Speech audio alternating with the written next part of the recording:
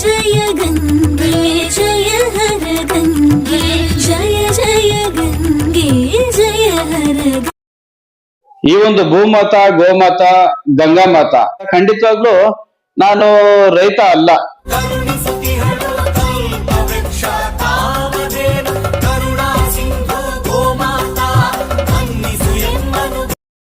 ₹100 ಒಂದು 10 ರೂಪಾಯಿ ಆದ್ರೂ ನಾನು ಸೇವೆ ಮಾಡ್ಬೇಕು. ನನಗೆ ನಿಜವಾಗ್ಲೂ ನನಗೆ ಒಂದು ಜ್ಞಾನೋದಯ ಆಯ್ತು. ಸಜ್ಜನರಲ್ಲಿ ಜನಿಸಿದ್ದು ನಿನ್ನ ಮಾಯೆ, ಶರಣು ನಿನಗೆ. ರೈತ ಮಹಿಳೆಯರು ಕೂಡ ನಾವು ಬಾಗಿನ ಕೊಟ್ಟು ಈ ಒಂದು ಪೂಜೆಗೆ ಬೆಲೆ ಕೊಡುವಂತಹ ಕೆಲಸ ಮಾಡ್ಬೇಕು ಅಂತ ಹೇಳಿ, ರೈತರಿಗೆ ಅನುಕೂಲ ಆಗುವಂತ ಕೆಲಸ ನಾವೆಲ್ಲಾನು ಜೊತೆದು ಮಾಡ್ಕೊಡ್ತೀವಿ ಅಂತ ಹೇಳಿ. ಮಡಿಲನ್ನು ತುಂಬುವೆ ಬಾರೆ ಗೌರಮ್ಮ, ಮಂದಹಾಸದ ಮೊಗ ತೋರೆ ನನ್ನ.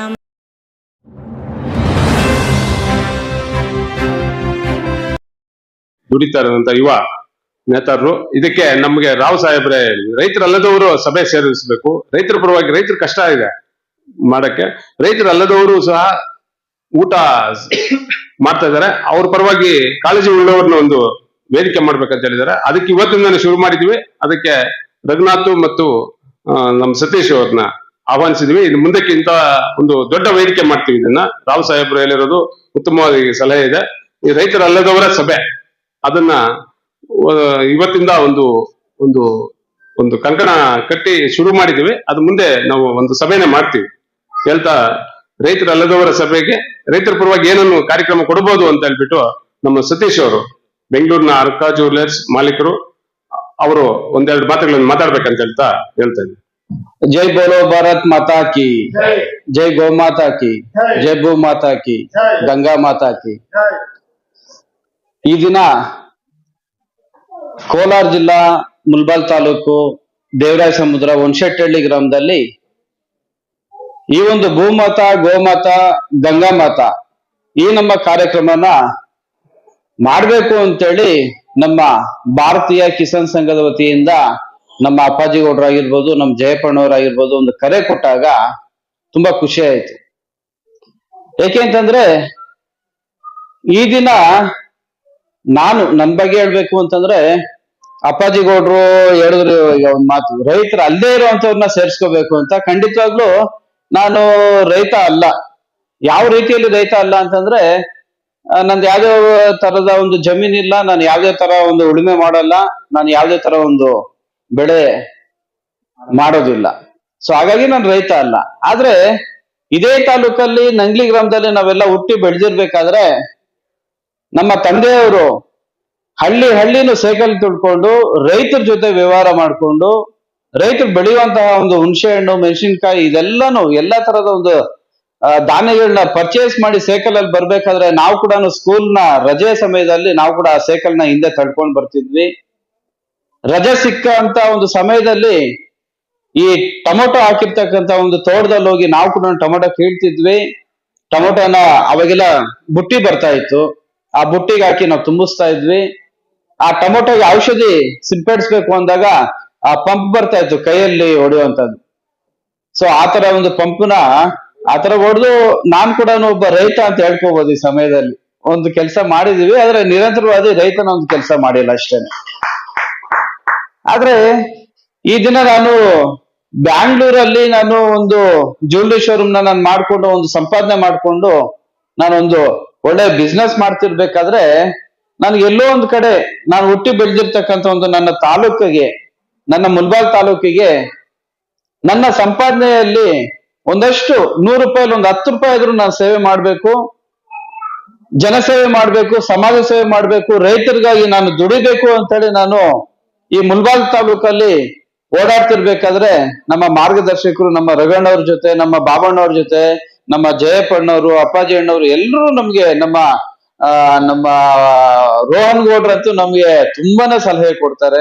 ಈ ತರ ನಾವೆಲ್ಲ ಓಡಾಡ್ತಿರ್ಬೇಕಾದ್ರೆ ರೈತರಿಗಾಗುವಂತ ಅನ್ಯಾಯ, ಜನಸಾಮಾನ್ಯರಿಗಾಗುವಂತ ಅನ್ಯಾಯ ಇದನ್ನೆಲ್ಲ ಖಂಡಿಸಿ ನಾವು ಪ್ರತಿಭಟನೆಗಳು ಮಾಡ್ತಿದ್ವಿ. ತಹಸೀಲ್ದಾರ್ ಕಚೇರಿಗೆ ಹೋಗಿ ನಾವು ಅವ್ರಿಗೆ ಕೊಡ್ಬೇಕಾಗಿರುವಂತ ಒಂದು ಲೆಟರ್ಸ್ ನಾವು ಕೊಡ್ತಾ ಇದ್ವಿ. ಸ್ಟೇಷನ್ಗಳಿಗೆ ಹೋಗಿ ನಾವು ಪ್ರತಿಭಟನೆ ಮಾಡ್ತೀವಿ. ಈ ಒಂದು ಬಡ ಮನುಷ್ಯನಿಗೆ ನ್ಯಾಯ ಕೊಡಿಸ್ಬೇಕು ಅಂತ ಹೇಳಿ ನಾವು ಒಂದಷ್ಟು ಹೋರಾಟಗಳು ಮಾಡ್ತಿದ್ವಿ. ಆದ್ರೆ ನಿಜವಾಗ್ಲೂ ಈ ನಮ್ಮ ಹುಣಸೆಟ್ಟಳ್ಳಿ ಗ್ರಾಮದಲ್ಲಿ ಈ ಗ್ರಾಮ ವಿಕಾಸದ ನಮ್ಮ ರಾವಣ್ಣವ್ರನ್ನ ನಾನು ಮೊನ್ನೆ ಭೇಟಿಯಾದಾಗ ನಿಜವಾಗ್ಲೂ ನನಗೆ ಒಂದು ಜ್ಞಾನೋದಯ ಆಯ್ತು. ಇದೆಲ್ಲ ನಾವು ಮಾಡ್ಬೇಕಾಗಿರೋದು ಅಂತ. ರೈತರಿಗಾಗಿ, ಜನಸಾಮಾನ್ಯರಿಗಾಗಿ ನಾವು ಬಂದು ಪ್ರತಿಭಟನೆ ಮಾಡೋದು, ಪಂಚಾಯತಿಗಳ ಹತ್ರ ಕುತ್ಕೊಳ್ಳೋದು, ಪ್ರತಿಭಟನೆ ಹೋಗೋದು, ಅವ್ರಿಗೊಂದು ಲೆಟರ್ ಕೊಟ್ರೆ ಅವ್ರು ಆ ಲೆಟರ್ನ ಸ್ವೀಕಾರ ಮಾಡ್ತಾರೆ. ಸರ್ ಆಯ್ತು, ನಾವೇನೋ ನೋಡ್ತೀವಿ ಅಂತಾರೆ. ಓಕೆ, ಅದ್ರ ತಕ್ಕಂತೆ 100ರಲ್ಲಿ ಅಟ್ಲೀಸ್ಟ್ ಒಂದು 10% ಆದ್ರೂ ಏನೋ ಮೂವ್ ಮಾಡ್ತಾರೆ. ಆದ್ರೆ ನಮ್ಮ ರಾವಣ್ಣವರು ನಮ್ಗೆ ವಿಷಯ ತಿಳಿಸಿದಾಗ ತುಂಬಾನೇ ಖುಷಿ ಆಯ್ತು. ಅವರ ವಿಷಯದಲ್ಲಿ ಈಗ ಇಷ್ಟೊತ್ತು ಅವ್ರು ಮಾತಾಡಿದ್ರು, ಅವರ ಮಾತುಗಳಲ್ಲಿ ಆವೇದನೆ ಜಾಸ್ತಿ ಇದೆ. ಯಾರ ಬಗ್ಗೆ ಆವೇದನೆ ಅಂತಂದ್ರೆ ರೈತರ ಬಗ್ಗೆ ಆವೇದನೆ. ಬರೀ ನಾವು ಊಟ ಆಯ್ತಾ, ತಿಂಡಿ ಮಾಡಿದ್ರ ಅಂತ ಕೇಳಿದ್ರೆ ಸಾಲದು, ಊಟ ಬಡಿಸ್ಕೊಟ್ರೆ, ಇಟ್ಕೊಟ್ರೆ ಊಟ ತಿಂತಾರೆ. ಹಾಗ ನಾವು ಹೊಟ್ಟೆ ತುಂಬುತ್ತಾ ಅಂತಂದ್ರೆ ಅದಕ್ಕೊಂದು ವ್ಯಾಲ್ಯೂ. ನಮ್ಮ ರಾವಣ್ಣವರು ನಮ್ಗೆ ಒಂದು ವಿಷಯ ತಿಳಿಸ್ಕೊಟ್ರು, ನೀವು ಈತ ಒಂದು ಸಮಾಜ ಸೇವೆ ಮಾಡ್ಬೇಕು ಅಂತ ಅನ್ನೋದಾದ್ರೆ ಈ ಪ್ರತಿಭಟನೆಗಳು ಇದನ್ನೆಲ್ಲ ಒಂದಷ್ಟು ಸೈಡ್ಗಿಟ್ಟು ಕೇಂದ್ರ ಸರ್ಕಾರದಿಂದ FPC ಅಂತೇಳಿ ಒಂದು ಸಂಸ್ಥೆ ಇದೆ. ಆ ಒಂದು ಸಂಸ್ಥೆಯ ಮುಖಾಂತರ ರೈತರಿಗೆ ಯಾವುದೇ ದಳ್ಳಾಳಿಗಳ ಮುಖಾಂತರ ವ್ಯವಹಾರ ಮಾಡ್ದಿರಾ ನೇರವಾಗಿ ರೈತರಿಗೆ ಸಿಗುವಂತ ಒಂದು ದುಡ್ಡು, ರೈತರಿಗೆ ನೇರವಾಗಿ ಸಿಗುವಂತ ಒಂದು ಕಷ್ಟದ ಫಲ ಸಿಕ್ಕೇ ಸಿಗುತ್ತೆ ಅಂತೇಳಿ ನಮ್ಗೆ ಹೇಳಿದಾಗ ತುಂಬಾನೇ ಖುಷಿ ಆಯ್ತು. ಈ ನಮ್ಮ ತಾಲೂಕಲ್ಲಿ, ಈ ನಮ್ಮ ಮುಳಬಾಲ್ ತಾಲೂಕಲ್ಲಿ ಈಗಾಗ್ಲೇ FPC ಅನ್ನೋ ಒಂದು ಸಂಸ್ಥೆ ಇದೆ ಅನ್ನೋದು ವಿಷಯ ನಮ್ಗೆ ಮೂರು ಸಂಸ್ಥೆ ಇದೆ ಅನ್ನೋದು ನಮ್ಗೆ ವಿಷಯ ಗೊತ್ತಾಯ್ತು. ಅತಿ ಹೆಚ್ಚಿಗೆ ಈ ಒಂದು ಸಂಸ್ಥೆನ ನಾವು ಮಾಡೋದಕ್ಕೆ ನಾವೆಲ್ಲರೂ, ನಾವು ರಗಣ್ಣವರು, ಅಪ್ಪಾಜಿ ಗೌಡ್ರು, ಜಯಪ್ಪಣ್ಣವ್ರು ಎಲ್ಲಾನು ಇದ್ರ ಬಗ್ಗೆ ನಮ್ಮ ರಾವವ್ರ ಹತ್ರ ಕುತ್ಕೊಂಡು ಇದ್ರ ಬಗ್ಗೆ ನಾವು ಡಿಸ್ಕಷನ್ ಮಾಡಿ ರೈತರಿಗೆ ಅನುಕೂಲ ಆಗುವಂತ ಒಂದು ಕೆಲಸನ ನಾವು ಮಾಡೋದಕ್ಕೆ ನಾವು ಮುಂದೆ ಬರ್ತೀವಿ. ಈಗ ನಮ್ಮ ರಾವಣ್ಣವರು ತುಂಬಾನೇ ಆವೇದನೆ ವ್ಯಕ್ತಪಡಿಸಿದ್ರು ಭಾರತೀಯ ಕಿಸಾನ್ ಸಂಘದ ಮುಖಾಂತರ. ಅಮ್ಮ ಒಂಚೂರು ಅವ್ರನ್ನ ಆಚೆ ಕರ್ಕೊಂಡು ಹೋಗಮ್ಮ, ಗಾಳಿ ಇಲ್ಲ ಇಲ್ಲಿ. ಆವೇದನೆ ಯಾವ ರೀತಿಯಲ್ಲಿ ವ್ಯಕ್ತಪಡಿಸಿದ್ರು ಭಾರತೀಯ ಕಿಸಾನ್ ಬಗ್ಗೆ ಅಂತಂದ್ರೆ, ಇವತ್ ನೀವೇನೋ ಬಂದ್ರಿ, ಗೋಮಾತೆ, ಗಂಗಾ ಮಾತೆ, ಭೂಮಾತೆ ಪೂಜೆ ಮಾಡಿದ್ರು ಹೋಗ್ತೀರಾ, ಇದೆಲ್ಲ ಪ್ಲಾಸ್ಟಿಕ್ ಮುಕ್ತ ಸಮಾಜ ಆಗ್ಬೇಕು ಅಂತ. ನಿಜ, ಅವ್ರು ಹೇಳೋದ್ರಲ್ಲಿ ಎರಡನೇ ಮಾತಿಲ್ಲ. ಹಾಗಾಗಿ ನಾವೇನ್ ಮಾಡಿದ್ವಿ, ಈ ದಿನ ಗಂಗಾ ಮಾತೆಗೆ ಒಂದು 10 ರೂಪಾಯಿ ಅರ್ಶಿನ ಕುಂಕುಮ ತಗೊಂಡು ಗೋಮಾತೆಗೆ ಪೂಜೆ ಮಾಡಿ ಹೊಟ್ಟೋದೇನು ದೊಡ್ಡ ವಿಷಯ ಅಲ್ಲ. ಗಂಗಾ ಮಾತಾ, ಭೂಮಾತಾ, ಗೋಮಾತಾ, ಈ ಮೂರರಲ್ಲೂ ಮಾತಾ ಭಾರತ್ ಮಾತಾ, ಈ ಮಾತೆಯರಿಗೆ ನಾವೇನ್ ಪೂಜೆ ಮಾಡ್ತೀವಿ, ಇಲ್ಲಿನ ಈ ಗ್ರಾಮದಲ್ಲಿ ಇರುವಂತಹ ನಮ್ಮ ರೈತ ಮಹಿಳೆ ಮಾತೆಯರು ಕೂಡ ನಾವು ಅವ್ರಿಗೂ ಒಂದು ಬಾಗಿನ ಕೊಟ್ಟು ಈ ಒಂದು ಸಮಯದಲ್ಲಿ, ಈ 3 ದೇವತೆಗಳ ಪೂಜೆಯ ಸಮಯದಲ್ಲಿ ಈ ನಮ್ಮ ರೈತ ಮಹಿಳೆಯರು ಕೂಡ ನಾವು ಬಾಗಿನ ಕೊಟ್ಟು ಈ ಒಂದು ಪೂಜೆಗೆ ಬೆಲೆ ಕೊಡುವಂತಹ ಕೆಲಸ ಮಾಡ್ಬೇಕು ಅಂತ ಹೇಳಿ ಇವತ್ತಿನ ದಿನ ನಾವು ಅನ್ಕೊಂಡಿದೀವಿ. ಇವತ್ತು ನಾವು ಪರಿಸರದ ಬಗ್ಗೆ ನಾವು ಮಾತಾಡ್ತೀವಿ, 1-2 ಮಾತು ಮಾತಾಡ್ತೀವಿ, ಮತ್ತೆ ಅದೇನೋ ಅಂತಾರಲ್ಲ ತೆಲುಗಲ್ಲಿ ಒಂದಷ್ಟು ಗಾದೆಗಳು ಬರುತ್ತೆ, ಅದೇ ಕೆಲಸಗಳನ್ನ ನಾವು ಮಾಡ್ಕೊಂಡು ಹೋಗ್ತಾ ಇದೀವಿ. ಇವತ್ತು ಪ್ಲಾಸ್ಟಿಕ್ ಮುಕ್ತ ಸಮಾಜನ ಮಾಡ್ಬೇಕು ಅಂತ ಹೊರಟಿರೋದು ಯಾರು ಅಂತಂದ್ರೆ ಸರ್ಕಾರ. ಈ ಸರ್ಕಾರ ಪ್ಲಾಸ್ಟಿಕ್ ಮುಕ್ತ ಸಮಾಜ ಮಾಡ್ಬೇಕು ಅಂತ ಹೇಳಿ ಅದನ್ನ ಬ್ಯಾನ್ ಮಾಡಿದೆ ಈಗಾಗ್ಲೇ. ಅದನ್ನ ಬ್ಯಾನ್ ಮಾಡಿ ಅವ್ರ ಮುಂದೆ, ಅಧಿಕಾರಿಗಳ ಮುಂದೆನೆ ಪ್ಲಾಸ್ಟಿಕ್ ಓಡಾಡ್ತಾ ಇದೆ. ಈ ಒಂದು ಪ್ಲಾಸ್ಟಿಕ್ ಮುಕ್ತ ಪರಿಸರ ಮಾಡ್ಬೇಕು ಅಂತ ಹೇಳಿ ಇವರು ಘೋಷಣೆ ಕೂಗಿದಾಗ, ಅದನ್ನ ಒಂದು ಬಿಲ್ ಪಾಸ್ ಮಾಡಿದಾಗ ಈ ಫ್ಯಾಕ್ಟರಿಗಳಿಗೆ ಕಡಿವಾಣ ಹಾಕುವಂಥದ್ದು ಆಗುದಿಲ್ವಾ? ನೋ ಸ್ಮೋಕಿಂಗ್, ಸಿಗರೇಟ್ ಹೊಡೆಯೋಂಗಿಲ್ಲ. ಈ ಸಿಗರೇಟ್ ಹೊಡಿತಾ ಇರುವಂತ ಹುಡುಗರು ಯಾರಾದ್ರೂ ಇದ್ರೆ, ಹುಡುಗರಾಗಿರ್ಬೋದು, ಹಿರಿಯರಾಗಿರ್ಬೋದು, ಆ ಹುಡುಗರನ್ನ ಇಟ್ಕೊಳ್ತಾರೆ, 100-200 ರೂಪಾಯಿ ಪೆನಾಲ್ಟಿ ಹಾಕ್ತಾರೆ, ಕೊಳ್ಳಿಲ್ಲ ಅಂದ್ರೆ 100 ರೂಪಾಯಿ ತಗೊಂಡು ಹೋಗ್ತಾ ಇರ್ತಾರೆ. ಅದೇ ಸಿಗರೇಟ್ ಇವ್ನು ಹೊಡಿತಿರ್ಬೇಕಾದ್ರೆ ಪೊಲ್ಯೂಷನ್ ಆಗುತ್ತೆ ಅಂತ ಹೇಳಿ 100 ರೂಪಾಯಿ ಪೆನಾಲ್ಟಿ ಹಾಕ್ಬೇಕಾದ್ರೆ, ಆ ಪಕ್ಕದಲ್ಲೇ ಇರುವಂತ ಪೆಟ್ಟಿಗೆ ಅಂಗಡಿಯಲ್ಲಿ ಎಷ್ಟು ಸ್ಟಾಕ್ ಇದೆ, ಆ ಸಿಗರೇಟ್ ನ ಬ್ಯಾನ್ ಮಾಡಲ್ವಾ? ಆ ಸಿಗರೇಟ್ ಕಂಪನಿ ಬ್ಯಾನ್ ಮಾಡಲ್ವಾ? ಇದೆಲ್ಲ ಒಂದು ನೆಪ. ಈ ಸರ್ಕಾರ, ಯಾವುದೇ ಸರ್ಕಾರ ಬರ್ಬೋದು ಹೋಗ್ಬೋದು, ಅಮ್ಮ ನೀವು ಚೆನ್ನಾಗಿರ್ಬೇಕು, ಅಪ್ಪ ನೀವು ಚೆನ್ನಾಗಿರ್ಬೇಕು, ಇವೆಲ್ಲ ಒಂದು ನೆಪ ಅಷ್ಟೇನೆ.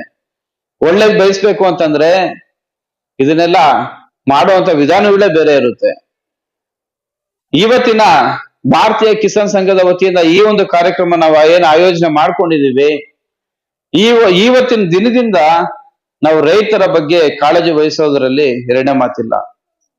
ಅತಿ ಹೆಚ್ಚಿಗೆ ಇನ್ನು ಯಾವುದೇ ಕಾರಣಕ್ಕೂ ಪ್ರತಿಭಟನೆಗಳನ್ನ ಕಡಿಮೆ ಮಾಡಿ ರೈತರ ಬಗ್ಗೆ ಯಾವ ರೀತಿಯಲ್ಲಿ ಯಾವ ದಾರಿಯಲ್ಲಿ ನಾವು ಹೋದ್ರೆ ಸರಾಗವಾಗಿ ನೀರು ಹರಿಯುತ್ತೆ ಅನ್ನೋದನ್ನ ನಾವು ತಿಳ್ಕೊಂಡು ರೈತರಿಗೆ ಅನುಕೂಲ ಆಗುವಂತ ಕೆಲಸ ನಾವೆಲ್ಲಾನು ಜೊತೆದು ಮಾಡ್ಕೊಡ್ತೀವಿ ಅಂತೇಳಿ ಈ ಒಂದು ಸಮಯದಲ್ಲಿ ನಾನು ಹೇಳಕ್ ಇಷ್ಟಪಡ್ತೀನಿ.